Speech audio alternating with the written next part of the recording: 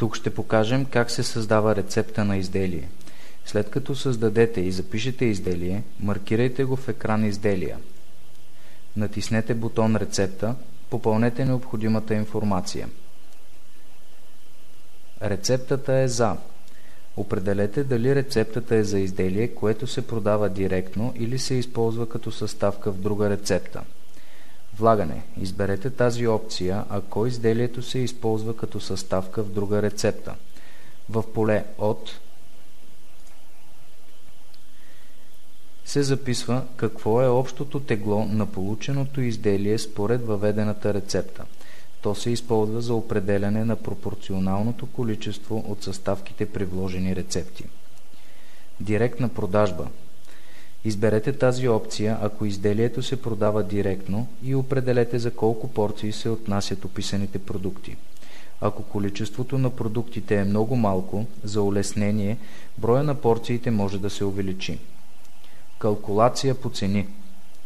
От падащо меню изберете по цени от кой склад да се изчисли себестойността на създаваното изделие.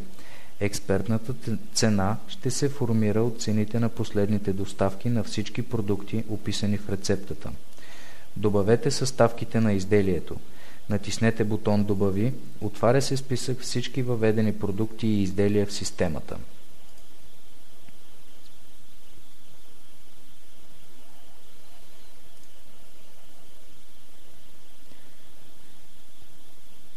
За по-лесно намиране на желаните съставки може да използвате филтрите за търсене по име, код, склад и така нататък. Маркирайте съставките. С клавиш Контрол може да маркирате повече от един продукт.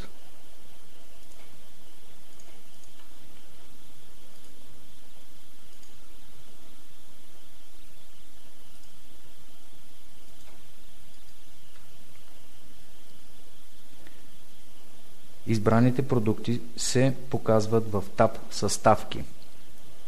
В колона Количество въведете какво количество от всяка съставка е необходимо за производството на количеството, зададено по-горе.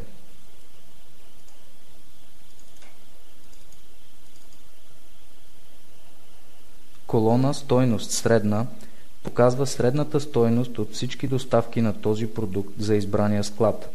Колона Стойност експертна показва последната доставна цена на този продукт за избрания склад. Колона Стойност фирмена показва фирмената цена, ако има зададена такава.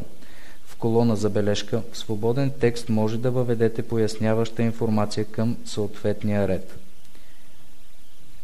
Табове Всички продукти и нива на вложеност имат информативен характер и са полезни в случаите, когато рецептата включва изделия.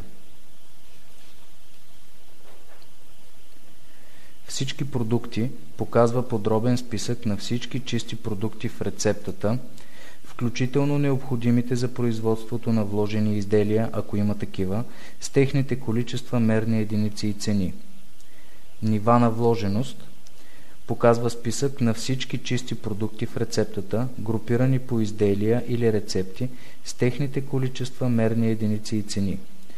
При нужда от корекция, използвайте бутон Премахни, за да премахнете ненужна съставка. Добавете всички съставки. Потвърдете с бутон Запиши и Затвори. С това рецептата на изделието е създадена. Така показахме как се създава рецепта на изделие. За информация за допълнителните функции в екран Изделия, вижте видео Операции с изделия в екран Изделия.